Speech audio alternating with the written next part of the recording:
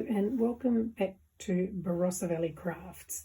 Today I'm going to do some demonstrations on various things. So a lot of people don't know the terminology for some things or how to do some of the things that are suggested. So I'm going to give a quick idea on some things in this tutorial and how I do things. So to start off with, we'll be starting with stamping. Now, a lot of people use one of these, which is a stamp press or a stamping platform. A lot of people use acrylic blocks. They come in various shapes and sizes. And I'm going to show you some things that can go wrong and why I prefer the stamp press over the blocks. So to start off with, on the block, so on this, using this acrylic block, I'm just going to ink it up and stamp it onto the paper. Now, as you can see there, it actually hasn't stamped very well. It's missed bits. Now, the disadvantage of using this is if you wanted to do it again, you'd have to re-ink your stamp, and then you've got to try and line it up over the top. Press it again, and so now it's got a double image there because it hasn't been lined up properly.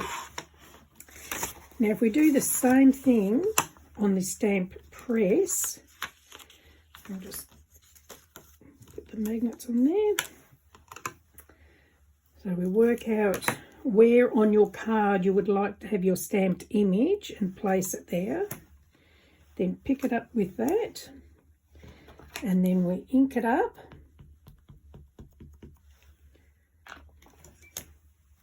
And you stamp it. Now that's not too bad, but it probably could have had a little bit more ink on this side. So now this is where the advantage of this, because the paper is still in the same place and the stamp is still in the same place, you can re-ink it and re-stamp it, and it's on exactly the same spot.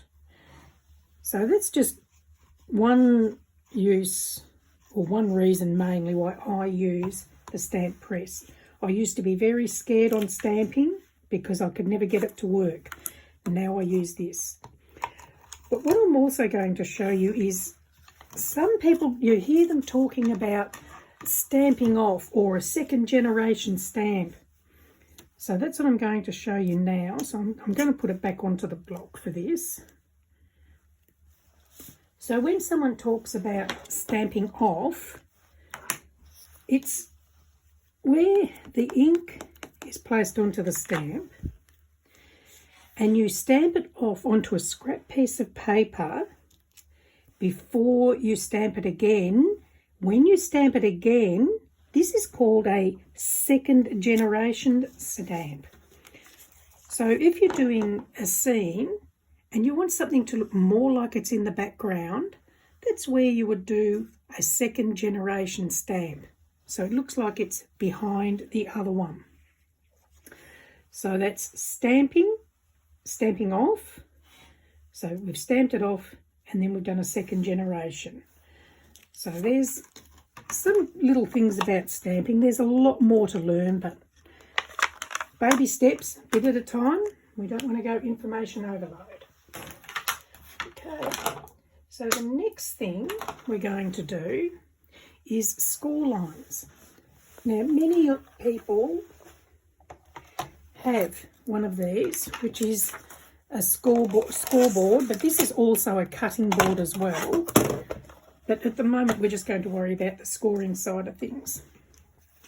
So with a scoreboard, a lot of the time when you're making your own card bases, you need to be able to fold the card in half, and you want to do it evenly. So one way to do it is with this.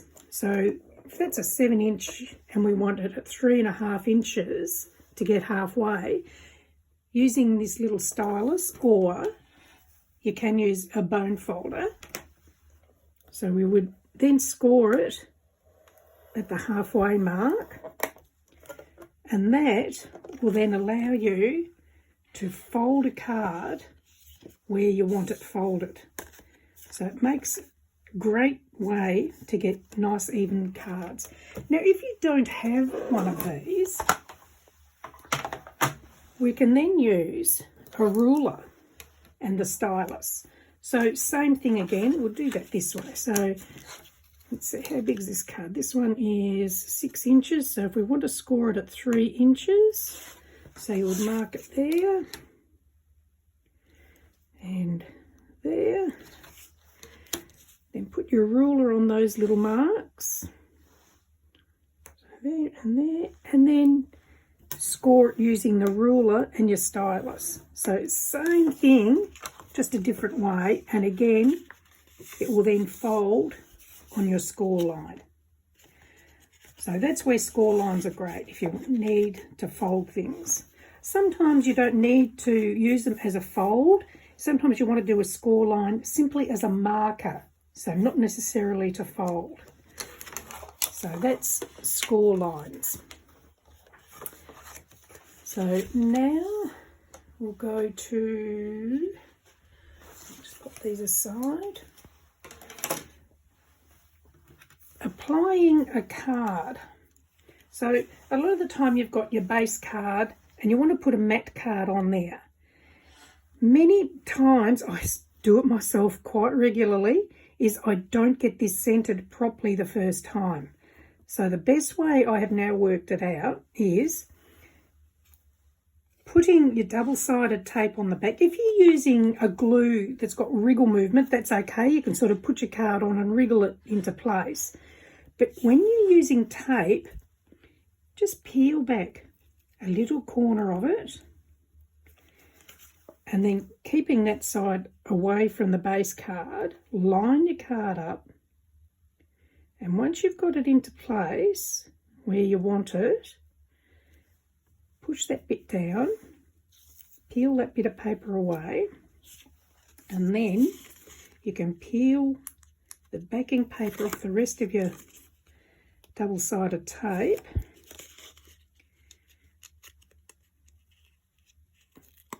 If I can get it off. There we go. And then you can just press it all into place. So that way you've got it pretty well lined up where you want it before it's too late and you can't pull it off. So that's another little hint. Mats and layers. So here's some ideas on mats and layers. So these are cards where I've just cut out bits of paper and die cuts, and even I've got some lace on there, and I've just layered up these cards to make cards with layers. So they can be any shape, they don't have to all be the same, just any shape at all, and different sizes, different layers. And that's just one way you can do mats and layers. So this is your base card. That pink bit underneath, that is called your mat card, and the rest are called layers. Okay, and then we also have things called embellishments. So these little things down here, these are embellishments. The lace is an embellishment. The little pearl dots are embellishments. The flowers are embellishments. So embellishments are anything that can be used to decorate your cards or your craft work with. Now what will we go to now? Fussy cutting. Let's see. So fussy cutting is just what it says. You're fussy cutting things out. So here's a couple I've already done. So these butterflies came on a big strip, and I'm just cutting out what I want. So I've already done the other two to save a bit of time. So this is fussy cutting. It's where you are literally fussy cutting out what you want. So we do that. I mean, there was card all around that, but I did it earlier. So from there, with this particular one, we can bend the wings up of the butterfly, pop some glue on there. And of course, fussy cutting isn't necessarily just to be used like this. You can also do fussy cutting of flowers, and you can just stick flowers onto cards that are fussy cut out, and it can make cards very elegant. A bit more glue there. There we go. So there's some fussy cut butterflies which have now been layered to give dimension to a card or a creation that you're making. Just put the lid back on the glue so that doesn't dry out. Okay, so what else can we try? Oh no, what about this one? Clean and simple. When you hear people talk about clean and simple cards, this is a clean and simple card. So it's just got a blended background, and I've used 2 different stamps. That's it. It's easy, it's quick, it's clean, and it's simple. Whereas this, it's got a lot more work to it. It's a lot busier. And this one, again, I've used stencils on the background and then stamps, and I've added fake snow. So that's a little bit more detailed. And then there's this, so which looks all right like that, but then you can turn a light on. Look at that. So they are not clean and simple because there's a lot of work involved to get to that, whereas this one is clean and simple because it's quick, easy to make, and it's only used a couple of stamps and it hasn't got a huge amount of detail. So that's clean and simple cards. Now, this one, matting and layering for sentiments. I had someone ask me about what's a good way to do sentiments to card, adding them to cards. So what I've done here was I've stamped out the sentiment, then I have cut another 2 pieces of card. So this one will get layered onto that. Now you can either use sticky tape or glue so it's flat, or you can use double-sided foam adhesive to give it a bit of dimension and lift it off the card. So it's up to you how many mats and layers you would do, and again depends on the card itself. So just to give an idea, you could do something like that, and again up to you whether you want to do them flat or with foam tape to layer them. And you don't have to have them straight, you can put things on angles and give it another look if you want.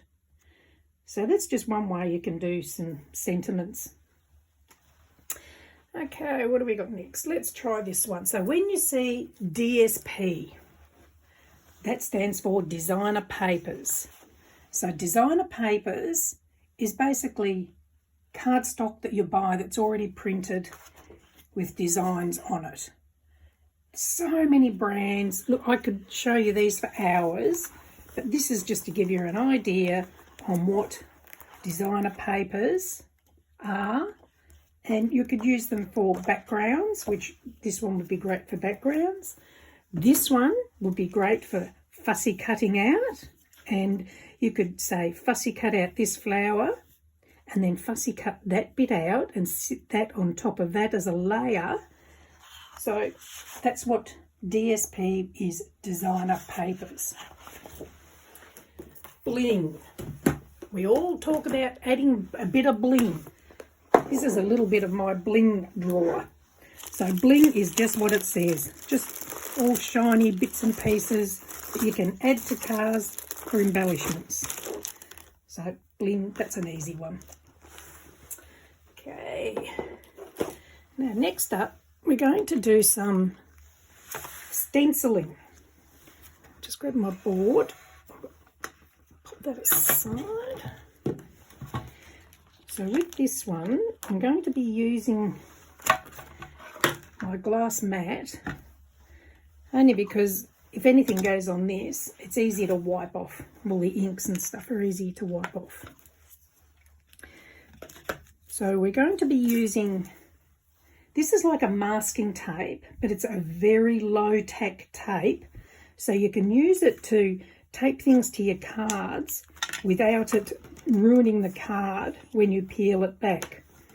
So to start with, so this is just a Lavinia stencil. We're just going to pop that on there, and we're just going to pop a little bit of tape on there to hold this in place. You can get platforms that are metal, and you can attach the stencils and that to the metal platform with magnets to hold them still. So I'm going to use Distress Oxide to put some ink through this stencil. So it just very lightly, I'm going to go in a circular motion and apply the ink to the stencil. You can do it as dark or as light as you like, totally up to you on what you want to achieve. But for this demo, that'll be plenty to show you anyway. So then we remove the stencil, and there's the card with a bit of stenciling done on it. So that would make a great background. You can use those in so many ways. You could do another colour underneath it before you put your stencil on the top. There's lots of ways to use the stencils. And now this is a new one. I haven't used this one yet. This is a Sweet Poppy stencil. Now these ones are metal. Now a lot of the Sweet Poppy metal stencils have got a lot of fine pieces in them for stenciling. So when you're using these, only use a soft brush. So again, I'll use the same tape. I'll just pop that on the card. There we go. So again, I'm using the oxides to do this with. Now, if you use a stiff brush on these stencils, you can damage the details. I should get another one and show you what I mean. But these are just wonderful. Again, you just do it until you've got the depth of colour that you want. You might want it darker in some spots than others. I love this because it's like a surprise when you lift it up. There we go. So that'll do, just to give an idea. And we peel it back and look at that. So that can now have more added to it to make it into a really nice card. So that's a bit of fun to have with stencils. I'll just see if I can quickly grab one of the other ones to show you what I mean about the fine detail in it. Here we go.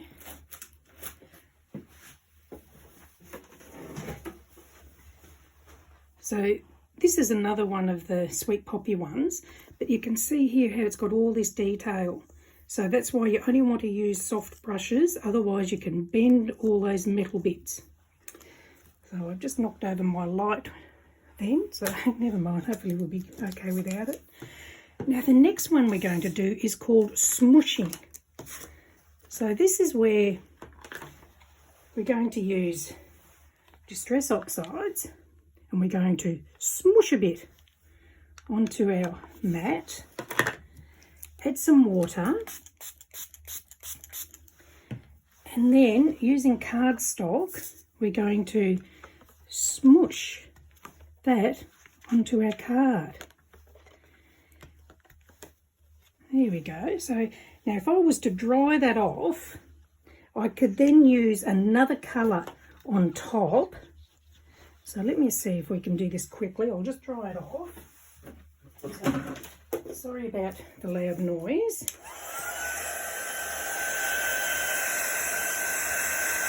If there's anything else that you'd like seen or want me to do, if I can do it, I will. Just pop it into the comments, and I'll try and help you wherever I can. Now, I don't know everything. I'm still learning. There's always new things to learn.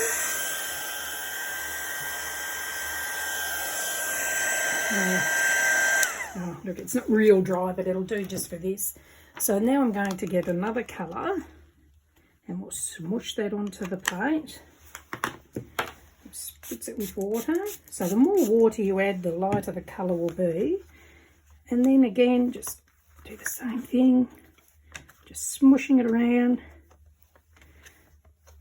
And this is another great way to get good backgrounds for cards. So there we go. I'll dry that one off later and make something out of it. But anyway, look, that's just a few little things to know about or to learn, and hopefully it's helped, especially if you're new to crafting. There's still so many terms and terminologies and techniques and things to learn. So just play and experiment. That's the best way to learn, is we learn by our mistakes. So just some ways. Anyway, hopefully you've liked it, this tutorial. Please do give the thumbs up if you've liked it, and subscribe if you want to see more. And if you want to join my Facebook group, Barossa Valley Crafts, pop along and you can share your creations that you might have made from my tutorials, or you might even have any other hints, tips, ideas, things to help other people. Hopefully you've enjoyed this. Thank you for joining me. Bye.